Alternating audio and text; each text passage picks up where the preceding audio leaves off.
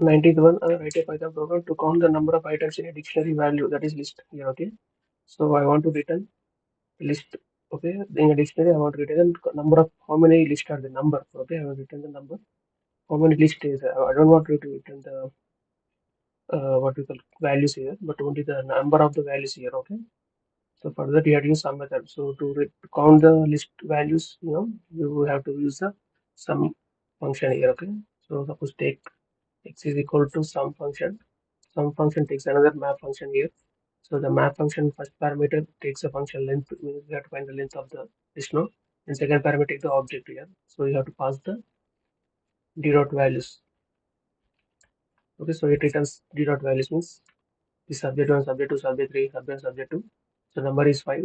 So first map function determines the length here. Okay, so determines the length of the list here and returns the to sum here of simple x here. How many from simple? Just 5 here. Okay, 1 2 3 4 5. Sum of adds the list values here. Okay, and returns the number integer. Returns integer. Some function returns integer here. Okay, first one takes the iterable or suppose sum not equals to suppose. Okay, returns the sum of start value default 0 plus the iterable numbers.